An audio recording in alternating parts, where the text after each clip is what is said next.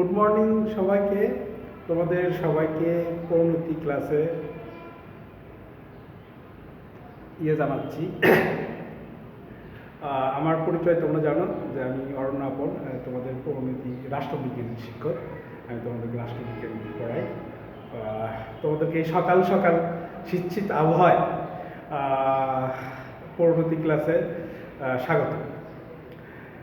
তোমরা কেমন আছো? তোমাদের এই মানে ধুলো মাখা নারায়ণগঞ্জ শহরে কেমন যাচ্ছে তোমাদের দিনকাল আমাকে জানাবো। আমি তোমাদেরকে রাষ্ট্রবিজ্ঞান পড়াবো, অবশ্যই রাষ্ট্র সমাজ এবং পরিবারের জীবনযাপন নিয়ে কথা বলবো। এর বাইরে কিন্তু আমার কোনো কথা বলা নেই, মানে জীবনের বাইরে আমার কোনো কথা বলা নেই। তোমরা যে দুপা হাঁটছো আবার দুপা পিছিয়ে যাচ্ছ, এই নিয়ে আমি কথা বলবো। তোমাদের চোখ খুলছে, চোখ মিলছো, আকাশ দেখতেছো, রাত দেখতেছো, দিন দেখতেছো, রাত চলে যাচ্ছে, দিন আসতেছে, এই নিয়েই তো আমার কথাবার্তা। এবং এটা রাষ্ট্রের ভিতরে। তো কুয়াশা ঠেলে তোমাদের এই ক্লাসে আসছে, আমি খুব একটা মিস করছি জানো। আমি যখন মনে করো দরজায় খুলতাম, খুলে ঢুকতাম, দরজাটা একটু ক্যাসক্যাস ক্যাসক্যাস শব্দ করতো এবং ঢুকেই একটা কথা বা একটা আওয়াজ বা একটা সাউন্ড কী করতো, হুটোহুটি খেত। কীরকম সাউন্ড? এই যে সারাচ্ছে সারাচ্ছে সারাচ্ছে, এই সারাচ্ছে, কথা বলিস না, এই যে আওয়াজটা তোমরা দিতা, সেটা কিন্তু আমি প্রবলভাবে আমি মিস করছি। যে আমি ক্লাসে ঢোকার সাথে সাথে তোমরা নড়ে চড়ে বসতা, হয়তো এক বান্ধবী আরেক বান্ধবীর চুল ধরেছিল হয়তো, বা কাঁধে হাত রেখেছিল হয়তো, বা এক বন্ধু আরেক বন্ধুর মাথার ক্যাপ টেনে নিয়ে গিয়েছিল হয়তো, বা হয়তো দেখা যাচ্ছে যে হাত একজন আরেকজনের হাত ধরে বসেছিল হয়তো। আমার পায়ের শব্দ শুনে বা দরজার যে পাল্লা আছে, এই পাল্লার ক্যাস ক্যাস শব্দ শুনেই তোমরা হয়তো নড়ে চড়ে বসতা। এই যে তোমরা নড়ে চড়ে বসতা, তোমাদের ভিতরে একটা পরিবর্তন আসতো। তোমাদের পা দুটো সোজা হয়ে যেত, হাত দুটো সামনে আসতো, হয়তো চুলের খোপা বা চুলের যে বেনি হয়তো সেটা হয়তো এলোমেলো ছিল, সেটা হয়তো ঠিক করার চেষ্টা করতাম। ছেলেরা হয়তো কী করতো, একটু চুলগুলো একটু নাড়া দিত, সরে আমার চুল এলোমেলো হয়ে গেল। তো এইটা করতো আর কি। আমি কিন্তু এই যে একটা আবহাওয়া বা এই একটা পরিবেশ বা তোমাদের যে এই একটা পরিবর্তন, এটা কিন্তু প্রবলভাবে নিবিষ্টভাবে আমি মিস করছি খুব। আমি কয়েকদিনের মতো আজকেও তোমাদের এই কুয়াশা ভেঙে তোমাদের ক্লাস নিতে আসছি। এই চতুর্থ তলায় আমি ক্লাস নিচ্ছি, তোমাদের এই ক্লাসটা, এই যে পরবর্তী ক্লাসটা, রাষ্ট্রবিজ্ঞানের ক্লাসটা। তো এসেই আমি দরজায় যখন পাল্লাটা হাত দিই, তখন তোমাদের শূন্যতা বেজে ওঠে। কি মনে হোক এটা কবে কাটবে, আমার তোমাদের সাথে কবে দেখা হবে, সরাসরি তোমাদের সাথে ক্লাস নিব। আর তোমরা জিজ্ঞেস করবো স্যার সুশাসন কাকে বলে, তোমরা জিজ্ঞেস করবো স্যার রাষ্ট্র কী। এই যে ছোট ছোট গুটি গুটি প্রশ্ন, এগুলো কিন্তু খুব মিষ্টি, এগুলো আমি খুব মিস করছি। আমি আগেও পড়াইছি এগুলো সাবজেক্ট, সমাজবিজ্ঞান পড়াইছি, ইংলিশ পড়াইছি, রাষ্ট্রবিজ্ঞান পড়াইছি। মানে তোমরা কোন সাবজেক্ট আমার কাছে পড়তে চাও বলো, আমি তোমাদের প্রত্যেকটা সাবজেক্ট ধরে ধরে পড়াতে পারবো এবং এমনভাবে পড়াবো তোমাদের গন্তব্য একদম ঢাকা বিশ্ববিদ্যালয় হয়ে যাবে। তোমাদের গন্তব্য একদম সেই শহীদ মিনার হয়ে যাবে, অপরাজয় বাংলা হয়ে যাবে। তোমরা অপরাজয় বাংলার মানুষ, শাহবাগের মানুষ, টিএসসি ছাত্র হয়ে যাবে। তো তোমাদের সেই মোলাকাতের অপেক্ষায় আমি আছি। তোমরা জানো যে আমরা রাষ্ট্রবিজ্ঞান শুরু থেকে শুরু করেছি। আমার সামনে হয়তো তোমরা বসে আছো অনেকেই, বা দেখছো, বা কেউ নক করছো, বা কেউ হয়তো কারোর মেসেজ আসছে, সেখানে হয়তো আবার চোখ দিচ্ছ আমার কথা, আমার লাইফটাকে পোস্ট করে। এরকম হতেই পারে। আসলে ভার্চুয়াল যুগে, ভার্চুয়াল জগতে এগুলো হওয়া কিন্তু অস্বাভাবিক না। দেখবে পড়তে পড়তে একটা মেসেজ আসছে, টুন করে বেঁধে হচ্ছে, পড়াটা স্টপ করে মেসেজের দিকে তোমার চোখ। বন্ধু দিয়েছে, বান্ধবী দিয়েছে, হয়তো প্রেমিক দিতে পারে, প্রেমিকা দিতে পারে, দিতেই পারে, কী বলো, বয়সটা তো এরকম। তো এই যে তোমাদেরকে রাষ্ট্রবিজ্ঞান পড়াতে আসছি, তোমাদেরকে পাচ্ছি না, দরজায় দাঁড়িয়ে তোমাদের আওয়াজ শুনতে পাই না, খুব মর্মাহত হতে। তোমরা দোয়া করো যাতে আমাদের এই দিনটা, কালো দিনটা কেটে যায়। ঠিক এইরকম কুয়াশা, আজকে যেরকম কুয়াশা ছেয়ে গেছে, এই নদী নালা সব কিছু কুয়াশার, বিল্ডিং সব কুয়াশায় ভরে গেছে মনে হচ্ছে। আজকে মনে হয় সূর্য তার পথ খুঁজে পাচ্ছে না। তো এরকম একটা দিন, এরকম দিনগুলো কেটে যায়, কেটে গিয়ে আমাদের নতুন একটা উদ্যমের আলোর দিন ফিরে আসবে, যেখানে যে আলোয় তোমরা আমাকে দেখতে পাবা এবং আমি তোমাদেরকে দেখতে পাবো। তো তোমাদেরকে আরও কয়েকটা কথা বলে আমরা কিন্তু বইয়ের ভিতরে ঢুকে যাবো। দেখো বইয়ের ভিতরে ঢুকে গেলে কিন্তু আর বেরোতে পারবো না, এটা নিশ্চিত জেনে দেখো। কারণ আমরা এমন একটা বই পড়ছি, রাষ্ট্রবিজ্ঞান। রাষ্ট্র তো বুঝো, রাষ্ট্র মানে হলো তুমি যে ভূখণ্ডতে বাস করো, মানে তুমি এমন একটা সাবজেক্ট পড়ছো, সেই সাবজেক্টের গুরুত্ব দেখো, তুমি রাষ্ট্রবিজ্ঞান পড়ছো, মানে রাষ্ট্রে যে রাষ্ট্র না থাকলে কারো অস্তিত্বই থাকবে না। যেরকম আমাদের যদি বাংলাদেশের ভূখণ্ড না থাকতো, এটা না থাকলে কী হতাম আমরা আমরা কিন্তু পাকিস্তানের হয়ে যেতাম, ভারতের হয়ে যেতাম, বা দেখা যাচ্ছে ব্রিটিশরা আমাদেরকে শাসন করতো। কেন তারা করতে পারছে না? ভারত কেন করতে পারছে না? তারপরে দেখো পাকিস্তান কেন করতে পারছে না? আমেরিকা বলো, ব্রিটিশরা বলো, বা ব্রাজিল, অন্যান্য দেশ যারা পর্তুগিজ এখানে আমাদের দেশ শাসন করে গেছে, আমাদের এই ভারত উপমহাদেশ, তারা কিন্তু এখন আমাদেরকে নাক গলাতে পারছে না, আমাদের কোনো কিছুতেই তারা নাক গলাতে পারছে না। বুঝতে পারছো? তো কেন পারছে না? আমাদের রাষ্ট্র আছে, আমাদের কি আছে, আমাদের রাষ্ট্র ব্যবস্থা আছে, আমরা রাষ্ট্র কায়েম করেছি, এই জন্য পারছি না। দেখো তাহলে একবার তুমি গভীরভাবে থিঙ্ক করো যে তুমি কোন সাবজেক্টটা পড়তে আসছো। তুমি রাষ্ট্রবিজ্ঞান পড়তে আসছো, তুমি রাষ্ট্রবিজ্ঞান যখন পড়বা, তোমার ভিতরে কিন্তু একটা অবশ্যই তোমার রক্তে একটা আন্দোলন সৃষ্টি হতেই হবে। কারণ তুমি দেশের সর্বোচ্চ জিনিস, দেশের যেটা না থাকলে তোমারই অস্তিত্ব থাকবে না। তুমি হয়তো অন্য ভাষায় কথা বলতা, তুমি আজকে হয়তো হিন্দি ভাষায় কথা বলতা, থোড়া থোড়া। বুঝতে পারছো? আমি কিন্তু হিন্দি জানি, জানো? তোমরা জানবা, হিন্দি সিনেমা দেখবা, অনেক সুন্দর সুন্দর সিনেমা, সালমান খান আছে, শাহরুখ খান আছে। শাহরুখ খানের সিনেমা দেখতে পারো, মাই নেম ইজ খান, অনেক সুন্দর সিনেমা। দ্য জুডিনিয়া ব্যানার্জিয়া রপ্নে, এরকম একটা সিনেমা আছে, অনেক সুন্দর, এমার্জেন্সি, অনেক সুন্দর সুন্দর সিনেমা আছে, তোমরা দেখতে পারো, তোমরা হয়তো জানতে পারবা। তো আমাদের যদি এই রাষ্ট্র ব্যবস্থা না থাকতো, আমাদের যে এই যে তোমার হলো বাউন্ডারি না থাকতো, সাবারেটিং যেটাকে বলা হয়, এটা না থাকলে কিন্তু আমরা কিন্তু অন্য ভাষায় কথা বলতাম। আমাদের সরকার প্রধান কিন্তু শেখ হাসিনা না হয়ে মোদি হইতে পারত। বুঝতে পারছো? তো অনেক কিছু তাহলে বোঝা যায় যে আমরা এমন একটা সাবজেক্ট পড়ছি, যে সাবজেক্টটা না থাকলে বা যে সাবজেক্টের উপর জ্ঞান না থাকলে আমাদের রাষ্ট্র ব্যবস্থা কিন্তু ভেঙে পড়তে বাধ্য। বুঝতে পারছো? কারণ রাষ্ট্র কীভাবে চালানো হয়, কীভাবে রাষ্ট্র চলে, রাষ্ট্রের যে কলকব্জা আছে, এগুলো কীভাবে গতি পায়, রক্ত পায়, সেগুলো তুমি কীভাবে বুঝতে পারতে যদি এটা না এই সাবজেক্ট না করো। মাশাআল্লাহ, আমরা এই সাবজেক্ট কী পড়ছি, আমরা এই সাবজেক্টের জ্ঞান আহরণ করবো। রাষ্ট্রবিজ্ঞান কী কী আমাদেরকে দেয়, কী কী আমাদেরকে শেখায়, সেগুলো অবশ্যই আমরা দিনকে দিন আমরা আহরণ করার চেষ্টা করব। বুঝতে পারছো?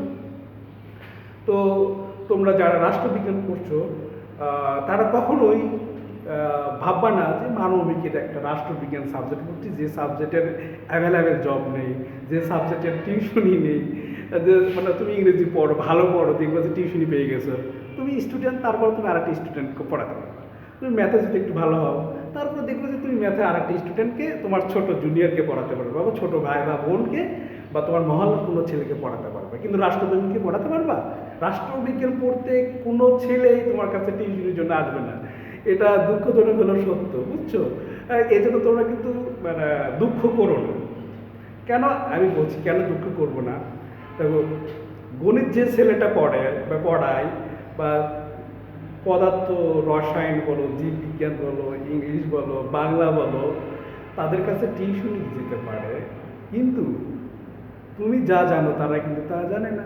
বুঝতে পারছো?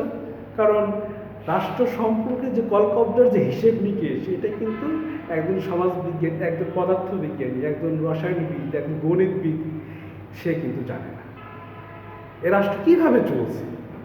এই যে তুমি ঘুম থেকে উঠেই তোমার জীবন চলতে থাকে, তুমি ঘুম থেকে উঠেই তোমার বাবাকে দেখতে পারো, মাকে দেখতে পারো, এটা কার মাধ্যমে, কি হলো এমন যে তুমি ঘুম থেকে উঠে তোমার বাবাকে দেখতে পাও, তোর মাকে দেখতে পাও, তোমার মা তোমার জন্য খাবার নিয়ে আসে? কেন? এটা একদম রসায়নবিদ কিন্তু ওইভাবে বুঝতে পারবে না যেভাবে তুমি বুঝতে পারবা। কারণ রাষ্ট্র তোমাকে কী দিয়েছে? পরিবার দিয়েছে। রাষ্ট্রের ভিতরে দেখো, এইগুলো কথা কিন্তু বানিয়ে বানিয়ে বলছি না, আমি তোমাদেরকে গল্প বলছি না। আমি তো বলছি যে তোমাদেরকে বইয়ের ভিতরে ঢুকবো না, এর মানে এই না যে আমি বইয়ের ভিতরে ঢুকিনি। আমি কিন্তু গল্পের ছলে ছলে এই বইয়ের পাতাগুলো তোমাদেরকে পড়িয়ে ফেলবো, এবং তোমরা যদি জাস্ট আমার এই লেকচারটা মনোযোগ দিয়ে শোনো, বা আমি কি বলছি, আমার চোখের দিকে যদি তাকা, দেখো আমার চোখের চশমা আছে, এর ভিতর দিয়ে যদি তাকাতে পারো, তাহলে দেখবা তুমি যখন লিখতে বসবা যে কোনো জায়গায়, পরীক্ষার রুমে হোক বা তুমি কথা বলার সময় তুমি যদি আমরা এই লেকচারটাকে একটু হলেও মাথার ভিতরে নিয়ে আসার চেষ্টা করো, তাহলে দেখবে যে তোমার কাছে অনেক কিছু পরিষ্কার হয়ে যাবে। অবশ্যই আজকের আকাশের মতো না, শরতের আকাশের মতো তোমার কাছে সব কিছু কী হবে, পরিষ্কার হবে। আজকের আকাশটা অনেক কুয়াশা, মনে হচ্ছে মেঘাচ্ছন্ন এরকম মনে হচ্ছে, যদিও মেঘটা নিয়ে সাদা মেঘের আনাগোনা আছে, কিন্তু অন্ধকার অন্ধকার একটা ভাব আছে। এবং এটার প্রতিফলন কিন্তু আমাদের লাইভে পড়ছে, কারণ আলো পাচ্ছি না আমি, আমাকে হয়তো এরকম অন্ধকার অন্ধকার বা কুয়াশাচ্ছন্ন এরকম মনে হতে পারে। তো যাই হোক, আমি যেটা বলতেছিলাম যে আমি যে পরিবারের কথা বলছি, বা আমি যে তোমাদেরকে বললাম যে আমি কিন্তু এখন বইয়ের ভিতরে ঢুকিনি, আমি কিন্তু ঢুকে ফেলেছি। কীভাবে জানো? এটাই হলো তোমার রাষ্ট্রবিজ্ঞানের বা পরিণতি পড়ার সবচেয়ে বড় জাদুকর একটা বিষয়, একটা কারিশমা। কারিশমা বুঝো? কারিশমা নামে একটা সিনেমা আছে, এবং একটা হিন্দি সিনেমার নায়িকার নাম নিশ্চয়ই জানো, তুমি অনেক ট্যালেন্ট ছিল। রাজধানী শহরে থাকো, তথ্য প্রযুক্তি, গান বাজনা, শিল্প সাহিত্য সব কিছু তোমাদের হাতের মুঠোয়। তুমি দেখো, রাজধানী শহরে থেকে তোমরা যদি পিছিয়ে পড়ো, তোমাদের মতো আর হতবাকার কেউ নেই। তোমরা থাকো সব কিছু সামনে, সব কিছু তোমাদের হাতের নাগালে, পায়ের কাছে, হাতের কাছে, মাথার কাছে, সব কিছু তোমাদের কাছে। তোমার এফডিসি তোমার সামনে, তোমার মনে করো রেডিও স্টেশন সামনে, তোমার হলো সিনেমার শুটিং হয় তোমার ঢাকা শহরে। তারপরে দেখো তুমি রেডিও জকিং করবা, বা বড় বড় ইউনিভার্সিটি, বড় বড় বিশ্ববিদ্যালয়, সব কিছু তোমার সামনে, চারুকলা তোমার সামনে। তুমি টিএসসি যাবা, দেখবা যে কত বেরঙের প্রতিষ্ঠান তোমার জন্য অপেক্ষা করছে। তুমি গান শিখবা, গিটার শিখবা, সব কিছু ঢাকায় অ্যাভেলেবেল। গ্রামের চেয়ে, গ্রামের হয়তো সতেজ বাতাস পাবা, একদম সতেজ, মানে কি বলবো, গাছপালা দেখতে পারবা, একদম গাছের যে নিঃশ্বাস শ্বাস, সেটা হয়তো তুমি শুনতে পাবা কান লাগিয়ে। কখনো দেখেছো, কখনো করেছো এই কাজটা? গাছের কাছে এরকম কান পেতে দিয়েছো, এবার গাছের গায়ে তোমার কান লাগিয়ে দিবা, শরীরটা লাগিয়ে দিবা, অনেক সুন্দর একটা অনুভূতি তোমার ভিতরে জন্ম নেবে। কেন? গাছ তখন তোমার কি হয়ে যাবে, তোমার সাথে আত্মীয়তা কি করবে, শুরু করে দিবে। তো এটা হয়তো গ্রামে বা সব গ্রামে পাওয়া যায়, ওইভাবে যাওয়া যায়, নদীর কাছে, গাছের কাছে যাওয়া যায়, কিন্তু শহরে এটা একটু হলো কঠিন হয়ে পড়ে। তো আমি যেটা বলছিলাম যে রাজধানী শহরে ঢুকে, রাজধানীতে থেকে, রাজধানী শহরের বাসিন্দা হয়ে তোমার কিন্তু যদি পিছিয়ে পড়ো, তাহলে তোমার মতো হতভাগা বা পিছিয়ে পড়ার মানুষের ভিতরে তোমার নাম লেখানো হবে, অবশ্যই অবশ্যই। তো তোমরা যখন রাষ্ট্রবিজ্ঞান পড়ছো, তোমাদের কিন্তু অ্যাটিটিউড, বাচনভঙ্গি, দৃষ্টি কিন্তু অন্যান্য ছাত্রদের থেকে, অন্যান্য নাগরিকদের থেকে অবশ্যই আলাদা হতে হবে। একজন মনে করো বিজ্ঞানী, সমাজবিজ্ঞানী, একজন মনে করো কি বলবো, রসায়নবিদ, পদার্থবিদ, একজন মনে করো ইংরেজির অধ্যাপক, বাংলার অধ্যাপক, একজন ইসলামী গবেষক, তার চেয়ে তোমার দৃষ্টিভঙ্গি, তোমার বাচনভঙ্গি, তোমার দেখার চোখ আলাদা হতে হবে। কারণ তুমি কি রাষ্ট্রবিজ্ঞান পড়ছো। রাষ্ট্রবিজ্ঞান পড়ছো মানে যে রাষ্ট্র না থাকলে তুমি টিকে থাকতে পারবে না, যে রাষ্ট্র না থাকলে তুমি বাংলার জায়গায় উর্দু ভাষায় কথা বলতাম। নিশ্চয় 52 যদি ভাষা আন্দোলন না হতো, 71 যদি আমাদের স্বাধীনতা না হতো, তাহলে কি হইতো? আমাকে উর্দু ভাষায় কথা বলতে হয়, তোমাদের সামনে আমি উর্দুতে বলতাম কেসা হওয়া, ঠিক না? তো এরকম যে তোমার মানে রাষ্ট্রবিজ্ঞান পড়ছো মানে এমন একটা সাবজেক্ট, যে সাবজেক্ট তোমাকে রাষ্ট্র কিভাবে চালায়, রাষ্ট্র কিভাবে চলছে, সেটা তোমাকে বুঝিয়ে দিবে। এবং রাষ্ট্রর ভিতরে তোমার কি দায়িত্ব থাকে, কর্তব্য থাকে, একজন সুনাগরিক কীভাবে হতে পারবা, যেমন জনপ্রিয় মানুষ কীভাবে হয়, সেটা কিন্তু এই রাষ্ট্রবিজ্ঞান বলে দিবে। অনেকে জনপ্রিয় হয়ে যাচ্ছে না, কীভাবে হচ্ছে? কারণ রাষ্ট্রবিজ্ঞান বলছে তুমি সুনাগরিক কীভাবে হতে পারবে। দেখো অনেকে গল্প করে না, অমুক ছেলেটা খুবই ভালো ছিল, কীভাবে এই কথা কেন বলো? হয়তো ও অনেকের সাহায্য করেছে, অনেকের বিপদে সে এগিয়ে আসছে, এই জন্য তো তাকে ভালো বলে, তাই না? বা একটা মেয়ে বা একটা ছেলে বিপদে পড়েছে, তাকে হেল্প করতে ছুটে গেছে, তাই না? তো এই কারণে তো একজন নাগরিক সুনাগরিকে পরিণত হয়। বা দেখা যাচ্ছে যে তুমি একটা মহল্লায় থাকো, সেই মহল্লায় কিছু নিয়ম কানুন থাকে, তুমি সেগুলো কি করো, অক্ষরে অক্ষরে পালন করো। তাহলে কি বোঝা যায়? ওই মহল্লার মানুষ তোমাকে কীভাবে ভালোভাবে তোমাকে কি করে, মূল্যায়ন করে, ভালোভাবে তোমাকে জানে। তো এই যে তোমাকে ভালো নাগরিক করার যে কথা, যে মশলা, যে কথা মানে তো উপদেশ, নীতিমালা, সিস্টেম, ওয়ে তোমাকে বলে দিচ্ছে, সেটি কিন্তু এই রাষ্ট্রবিজ্ঞান। কখনোই তুমি পদার্থের এই যে ক্রিয়া বিক্রিয়ার ভিতরে এগুলো কথা বলবে না, সেখানে কোনো নীতি বাক্য নেই, একদম রস কসহীন একটা জীবন, বুঝছো? বিজ্ঞানের সাবজেক্ট বলো বা কমার্সের সাবজেক্ট বলো, কমার্সের সাবজেক্টে খালি হিসেব করবে, কত টাকা পাচ্ছ, কত টাকা দিচ্ছ, এই। কিন্তু দেখো, তুমি সকালে উঠে যে এক কাপ চা পাচ্ছ, তোমার মা দিয়ে যাচ্ছে, এটা কোন ভালোবাসা থেকে দিচ্ছে, কেন দিচ্ছে, এইটার কিন্তু আলাপ সেখানে পাবে না। কিন্তু রাষ্ট্রবিজ্ঞান বলবে যে সকালে উঠে যে তুমি চা পাচ্ছ তোমার মায়ের হাতে, তোমার বড় বোন বা ছোট বোন দিয়ে যাচ্ছে, কেন দিয়ে যাচ্ছে বাবা? একবার চিন্তা করেছো? ভাবো তো যে সকালে উঠেই তুমি কিভাবে এক কাপ চা পেয়ে যাও। বা তুমি টাকা চাইলে, তোমার বাবার কাছে টাকা চাইলে তোমার বাবা মানি ব্যাগ থেকে কী করে খুলে তোমাকে 500 টাকা, 100 টাকা, 50 টাকা দিয়ে দিচ্ছে, 10 টাকা, 20 টাকা দিয়ে দিচ্ছে। কেন দিচ্ছে বাবা? বলো, কেন দিচ্ছে? এই যে তুমি পরিবারে বিলং করছো, রাষ্ট্রবিজ্ঞান কি বলছে দেখো, আমার কথা বিশেষ হয় না। দেখো, তোমরা যদি এই যে পরিণতি ও সুশাসন পাঠের প্রয়োজনীয়তা, এইখানে আমি যদি তোমাদের স্পেসিফিকভাবে পড়াতে চাই, এইখানে বলছে যে কেন আমি পরিণতি করবো, তার প্রয়োজনীয়তা কি। তো বলছে, এই পাঠ্যপুস্তকে বলছে যে পরিণতি পড়লে তুমি কি হবা, তোমাকে বিভিন্ন প্রতিষ্ঠানের সাথে পরিচয় করে দিবে। বুঝতে পারছো? দেখো, তাহলে আমি কিন্তু বই থেকে পড়াচ্ছি নিশ্চয়। তাহলে প্রতিষ্ঠানের সাথে পরিচয় দিতে বলছে। দেখো, এই যে এখানে দেখো লাল কালি দিয়ে আমি তোমাকে আন্ডারলাইন করে দিচ্ছি। দেখো লালের নিচে পরিবার, সমাজ, সরকার, সংবিধান, রাজনৈতিক দল, মানে বিভিন্ন প্রতিষ্ঠান সম্পর্কে তোমাকে জ্ঞান অর্জন করে দিবে এই হলো পরিণতি। কী কী প্রতিষ্ঠান, রাজনৈতিক দল একটা বলে দেন, আওয়ামী লীগ, বিএনপি, জামাত, শিবির, যা তো আছে, 42টা রাজনৈতিক দল আছে, লিখে রাখো, নোট করো। আমি যখন কথা বলবো অবশ্যই নোট করবে। দেখো, আমি এমন এমন জায়গায় কথা বলেছি, দেখো বিশ্ব সাহিত্য কেন্দ্রে, নিশ্চয় তোমরা শুনেছো, সেটা হলো তোমার হলো এই ফার্মগেটের পরে শাহবাগ এবং ফার্মগেটের মাঝখানে জায়গাটার নাম মনে পড়ছে না। আচ্ছা, যাই হোক, ওখানে বিশ্ব সাহিত্য কেন্দ্র, যখন আমি কথা বলতাম প্রায় 200-300 মানুষ আমার কথা একদম ধ্যান ধরে শুনত এবং খাতায় নোট করতো। তো তোমরা কখনোই মন খারাপ করবে না, এবং তোমরা অবশ্যই নিজে প্রাউড ফিল করবে যে তোমরা এমন এক শিক্ষকের সামনে বসছো এবং তার কথা শুনছো। তো যেটা বলছিলাম যে দেখো, রাজনৈতিক সংগঠন বলছে যে না, গুরুত্বপূর্ণ প্রতিষ্ঠান সম্পর্কে তোমাদেরকে জ্ঞান অর্জন করে দিবে এই পরিণতি সাবজেক্ট। সেই ওয়াদা কিন্তু পরিণতি সাবজেক্ট দিচ্ছে তোমাকে। কী কী প্রতিষ্ঠান? পরিবার একটা প্রতিষ্ঠান নিশ্চয়, তাই না? সমাজ একটা প্রতিষ্ঠান, তোমাকে কি করে দিবে? তো সমাজের সাথে তোমাকে পরিচয় করে দেবে, সরকার ব্যবস্থার সাথে পরিচয় করে দেবে, তারপর মধ্যে সংবিধানের সাথে তোমাদেরকে পরিচয় করে দেবে। এগুলো প্রতিষ্ঠান না? পরিবার একটা প্রতিষ্ঠান, সমাজ একটা প্রতিষ্ঠান, সংবিধান একটা প্রতিষ্ঠান, স্কুল কলেজ সব কিছু একটা প্রতিষ্ঠান।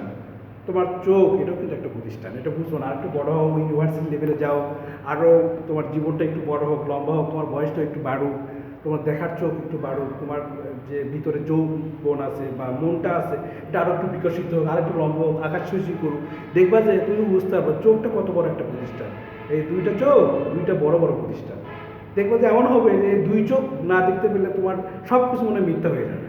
হ্যাঁ, হয়তো তুমি প্রেমে পড়েছো, দেখবো যে প্রেমিকার চোখ না দেখতে পেলে তোমার দেখবো দিন আর যাচ্ছে না, মরা হয়ে যাচ্ছে আজকের আকাশের মতো বা আজকের কুয়াশার মতো হয়ে যাবে। বুঝতে পারছো? তো চোখ, এগুলো কিন্তু একটা প্রতিষ্ঠান। ঠোঁট, এটা একটা প্রতিষ্ঠান। কীভাবে প্রতিষ্ঠান? দেখো, তুমি যদি চুপ থাকো তোমার কোনো বিপদ নেই, ঠোঁট খুলছো তো তুমি বিপদে পড়েছো। বাংলাদেশের প্রেক্ষাপটের কথা বলছি। তো এগুলোও কিন্তু একটা প্রতিষ্ঠান। আমাদের শরীরের যে প্রত্যেকটা অর্গানিজম, প্রত্যেকটা একটা প্রতিষ্ঠান। যেরকম সমাজের অর্গানিজম কি? পরিবার, শিক্ষা প্রতিষ্ঠান, খেলার মাঠ, স্কুল, কলেজ, ইউনিভার্সিটি, ব্যবসা প্রতিষ্ঠান, তাই না? তারপরে তোমার হলো রাষ্ট্র ব্যবস্থা, সংবিধান, সংবিধান একটা প্রতিষ্ঠান। আচ্ছা, এখানে তোমাদেরকে প্রশ্ন করে রাখি, আমাদের প্রথম সংবিধানটা কতবার কাটা ছেঁড়া সংশোধন করা হয়েছে? এটা কিন্তু তোমাদের কাছে কি থাকলো? হোমওয়ার্ক থাকলো।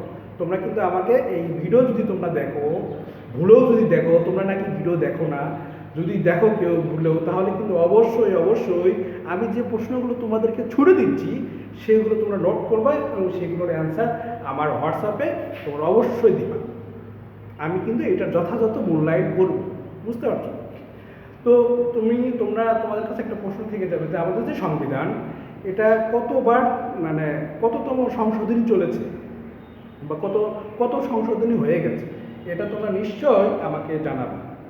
এইভাবে কিন্তু আমরা শিখবো, এইভাবে আমরা ইতিহাসের কাছে যাবো, বুঝছো? বাংলাদেশকে আমরা হাতের মুঠোয় নিয়ে আসবো।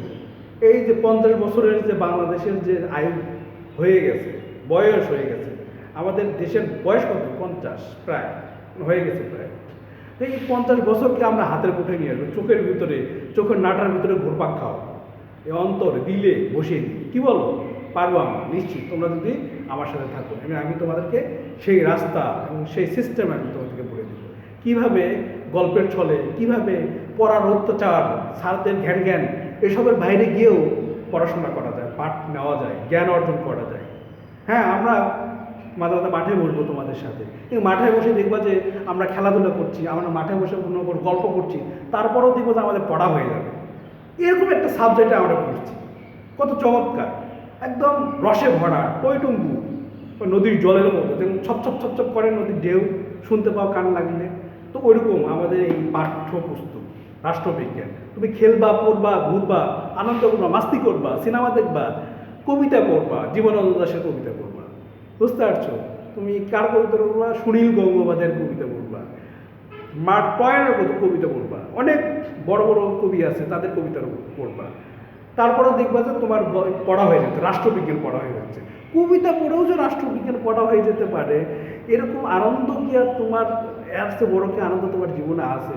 যে তুমি স্কুল কলেজে এসে কবিতা পড়ছো, উপন্যাস পড়ছো, তারপরে তোমার রাষ্ট্রবিজ্ঞান পড়া হয়ে যাচ্ছে। কি একটা ভালো একটা সাবজেক্ট, কি ভালো একটা আমরা মানে পড়াশোনার ব্যবস্থার ভিতরে আসছি, দেখছো? বুঝতে পারছো? তো আমি তোমাদেরকে বলেছি সংবিধান কততম সংশোধন চলেছে, এটা অবশ্যই নোট করে আমাকে জানাবা। তারপরে দেখো, আমি তো বলছিলাম যে পরিবারের কথা, যে সকালে ঘুম থেকে উঠিয়ে যে তুমি চা পাচ্ছ, এই চা কেন পাচ্ছ? কারণ তুমি পরিবারের একজন সদস্য, পরিবার একটা প্রতিষ্ঠান। এই যে সমাজ রাষ্ট্রবিজ্ঞান তোমাদেরকে বলছে যে তোমাদেরকে বিভিন্ন সংগঠনের সাথে, বিভিন্ন প্রতিষ্ঠানের সাথে তোমাকে কি করে দিবে? পরিচয় লাভ করে দেবে। যেমন জাতিসংঘ, জাতিসংঘ কবে প্রতিষ্ঠিত হয়েছিল? নোট করো, নোট করো, নোট করো। এটা কিন্তু আমাকে কি করবা? জানাবা। জাতিসংঘের বাংলাদেশ কততম সদস্য? নোট করো, এটা কিন্তু আমাকে জানাবো। আমার প্রশ্নগুলো আমি যেগুলো ছুড়ে দিচ্ছি সেগুলো কিন্তু আমি কিন্তু আদায় করে নেবো তোমাদের কাছ থেকে। এখন ফাঁকি দিলেও সরাসরি যেমন তোমাদের ক্লাস নেবো না, তোমাদের সামনে যাবো না, দেখবো যে তোমাদের এইটা নেড়ে নেড়ে আমি কিন্তু উত্তর আদায় করে নেব। তো জাতিসংঘ সদস্য বাংলাদেশ কবে হয়েছে? আমাদের শেখ মুজিবুর রহমান, বঙ্গবন্ধু শেখ মুজিবুর রহমান কততম ইয়েতে মানে ভাষণ দিয়েছিল, সেটাও তুমি কি করবা? জানার চেষ্টা করবা। বুঝতে পারছো? এরকমভাবেই আমরা বিভিন্ন সংগঠনের মানে সংঘের নাম জানবো, বিভিন্ন প্রতিষ্ঠানের নাম জানবো। বুঝতে পারছো? তো এখানে যে বলছে গুরুত্বপূর্ণ প্রতিষ্ঠান সম্পর্কে জ্ঞান অর্জন হবে। গুরুত্বপূর্ণ প্রতিষ্ঠানের মধ্যে পরিবার একটা, রাজনৈতিক দল একটা, সংবিধান একটা। দেখো, প্রত্যেকটা নিয়ে আমি কিন্তু প্রশ্ন ছুড়ে দিচ্ছি যে তোমরা সংবিধান নিয়ে তোমরা জানবা। বাংলাদেশের সংবিধান কতগুলো অনুচ্ছেদ আছে, বুঝতে পারছো? শিক্ষা যে অধিকার, এই অধিকার কততম অনুচ্ছেদে বলা হয়েছে? নারী পুরুষ সমান অধিকার পাবে। কি বলো? আর কিন্তু নারীকে ছোট করে দেখার কোনো সুযোগ নেই। নারী এবং পুরুষ কিন্তু সমান তালে লড়ছে, তাদের জীবনে যুদ্ধ করছে, তারা কিন্তু পিছিয়ে নেই এবং অনেক দিক দিয়ে তারা কিন্তু এগিয়ে গেছে। তো আমরা এটা কততম অনুচ্ছেদে আছে সংবিধানের যে নারী পুরুষের সমান অধিকারের কথা বলা হচ্ছে? তোমরা নিশ্চয় এটা আমাকে জানাবা। আমি তোমাদের এগুলো সমস্ত প্রশ্ন তোমাদের হোমওয়ার্ক হিসেবে থাকছে। আমি আবার তোমাদের যখন ক্লাস নেব, আমি দেখতে চাই এই প্রশ্নগুলো আমি উত্তর পাই কিনা তোমাদের কাছ থেকে। তারপরে দেখো, আমি তোমাদেরকে যে শুরুতেই বলেছিলাম পরিবারের কথা, পরিবার কিন্তু রাষ্ট্রবিজ্ঞান বলছে তোমাকে প্রতিষ্ঠানের সাথে পরিচয় করে দিবে। তার মধ্যে অনেকগুলো প্রতিষ্ঠান আমরা নাম জানলাম, তার মধ্যে একটা পরিবার। আমি বলেছিলাম পরিবারে সকালে উঠেই কী পাও? তুমি 1 কাপ চা পাও। কেন পাও? কারণ তুমি পরিবারের একজন সদস্য। আর পরিবারের সদস্যের ভিতরে কিন্তু ভালোবাসা থাকে, প্রেম থাকে, একজন আরেকজনের দায়িত্ব, অধিকার থাকে। সেই অধিকারের নিরিখে, সেই অধিকারের আদায় করতে গিয়ে বা সেই দায়িত্ব পালন করতে গিয়েই তোমার হাতে কিন্তু 1 কাপ চা উঠে আসে। কি মিষ্টি সে চা! তোমার বাবা কিন্তু পকেট থেকে টাকা বের করে তোমাকে তোমার হাতে দিয়ে দেয়। কেন দিয়ে দেয়? সন্তানের প্রতি দায়িত্ব থেকে। আবার তুমি যখন তোমার বাবাটা বয়স্ক হয়ে যাবে, তুমি যখন বড় হয়ে যাবে, তখন কি আবার তুমি তোমার বাবার কী করবা, দেখভাল করবা। তোমার বাবার অসুস্থ হলে চিকিৎসা ডাক্তারের কাছে নিয়ে যাবা, তার খাবার ব্যবস্থা থাকা সব কিছু তুমি দেখভাল করবা, মেনটেন করবে, তাই না? তো এইটা কেন করছো? তুমি পরিবারের একজন সদস্য, এই জন্য তোমার বাবা তোমাকে এবং তুমি তোমার বাবাকে, তুমি তোমার মাকে, তোমার মা তোমাকে, তোমার বোন তোমাকে এবং তুমি তোমার বোনকে কী বল ভালোবাসা দিচ্ছ, তাই না? এই তো এভাবে পরিবারের ভিতরে, সমাজের ভিতরে, রাষ্ট্রের ভিতরে আমরা বাস করি। এবং রাষ্ট্রবিজ্ঞান বলছে এটাই কিন্তু রাষ্ট্র ব্যবস্থা, এটাই কিন্তু মানে রাষ্ট্রের ভিতরে থাকার একটা হলো মানে ফায়দা বলতে পারো। রাষ্ট্র তোমাকে এইভাবে তোমাদের সম্পর্কগুলোকে কী করবে, এই রাষ্ট্রবিজ্ঞান বা বড়নীতি তোমাদের এই সম্পর্কগুলো আস্তে আস্তে আস্তে আস্তে তোমাদের চোখের সামনে ধরে দিবে। বুঝতে পারছো? তুমি যখন দেখবো পরিবার থেকে একটু বের হয়ে তোমার পাটা যেন একটু লম্বা হবে, হাতটা একটু লম্বা হবে, তুমি মাঠে যাবা, তাই না? মাঠে যেয়ে দেখবো তো তোমার মতো আরেকটা ছেলে এসে হাজির, তোমার সে নাম ধরে ডাকতেছে, এই আলামিন আয় তো, আয় খেলবো, আজকে ফুটবল খেলবো, ক্রিকেট খেলবো, বলে না? কেন বলে বাবা? এই জন্য বলছে সে তোমার প্রতিবেশী, তোমার বন্ধু হতে চায়, সে খেলার সাথে, মাঠের সাথে, তাই না? তো এইগুলো কথা তুমি আর কোথাও পাবা না, রাষ্ট্রবিজ্ঞানে এসে এবং তোমাদের স্যার তোমাদেরকে শোনাবে সপ্তাহে 2-3 দিন করে তোমাদেরকে এই যে রাষ্ট্র কাঠামো, সমাজ কাঠামো, এই যে তোমার বাবা বাইরে যায় আর ফিরে আসে টাকা পকেটে ভরে, কী হবে? বাইরে গেলে টাকা পাওয়া যায় নাকি? তুমি তো যাও, পাও না, তোর বাবা কেন পায়? কেন পায়? এই প্রশ্নগুলো অবশ্যই তোমাদের কাছ থেকে আমি আদায় করে নেব। তো অনেক কথা হলো তোমাদেরকে, আমার ক্লাসটা তোমাদের কেমন লাগে, তোমাদের কি ঘুম ধরে যায় কিনা, ঝিম ধরে যায় কিনা, বা হাই ওঠে কিনা, এগুলো কিন্তু আমাকে বলবা, নিশ্চয়ই বলবো, বুঝছো? তাহলে আমি কি করব, আমি তোমাদের মতো করে পড়ানোর চেষ্টা করি। তোমরা কীভাবে ভালোবাসো, কী পড়তে চাও, কি তোমাদের কোন কথাগুলো ভালো লাগে। তোমরা যদি বলো স্যার সব স্যারই খালি পড়ার কথা বলে, এই ফিজিক্স, কেমিস্ট্রি, ম্যাথ, ইংলিশ পড়তে পড়তে চান শেষ, আপনিও খালি পড়ার কথা বলেন, তাহলে পড়ার কথা বলবো না, গল্প করবো, প্রেমের গল্প করবো, বুঝছো? প্রেম তো তোমরা ভালোবাসো, তাই না? প্রেমের উপর কিন্তু পৃথিবী টিকে আছে, তাই না? তো আমরা সেই গল্প করবো, বা তোমার কাউকে ভালো লাগছে সেই গল্প করবো, মেয়ে ছেলে মেয়েকে ভালো লাগতেই পারে, সেগুলো গল্প করবো, অনেক মজা করবো, পড়বো না। এই দেখবে বই বন্ধ করে রাখবে, বুঝছো? বইয়ের মুখ তালা দিয়ে রাখবে, আমরা গল্প করবো, বুঝছো? তা আজকের মতো বাবা টাইটাই, ভালো থেকো, সুস্থ থাকো। আর তোমার বন্ধু বান্ধবী মানে তোমাদের সহপাঠী যারা আছে সবাইকে, এভরিওয়ান, তোমরা কি করবা, বলবা যে স্যার আমাদের রাষ্ট্রবিজ্ঞান ক্লাস হচ্ছে, আমরা রাষ্ট্রবিজ্ঞান ক্লাসে জয়েন থাকবো। লাইভ, আমি যে লাইভটা দিব সেখানে তোমরা শুনবা, শুনে কমেন্ট করবা, আমাকে জানাবা। অন্য তোমাদের সহপাঠী যারা আছে, যারা অ্যাক্টিভ না, তাদেরকে বলবা যে আমাদের ক্লাস হচ্ছে কিন্তু, এবং অনেক চমৎকার ক্লাস হচ্ছে, তোমরা এইভাবে বলবা, তাহলে তারা কি আগ্রহ ফিল করবে। তোমরা বলবা যে পড়াশোনা হচ্ছে না, গল্প, স্যার গল্প বলে, বুঝছো? তোমরা এইভাবে তোমাদের সহপাঠীদেরকে কলেজে নিয়ে আসো, লাইভে নিয়ে আসো। তারপর স্যাররা কী করে, বিভিন্ন লাইভ ক্লাস নিচ্ছে, সেখানে তোমাদের অংশগ্রহণ আরও প্রবলভাবে দরকার। তোমরা 2-3 জন 4 জন কেন আসছো? আর তোমাদের নাকি 50-60-70 জনের একটা ক্লাসে ছাত্র, আরগুলো কোথায়?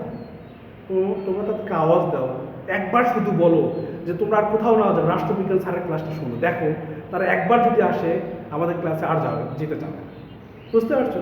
তো আর কথা বাড়াচ্ছি না, আমার গলা শুকিয়ে গেছে, বুঝছো? পানি খেতে হবে ঢকঢক করে।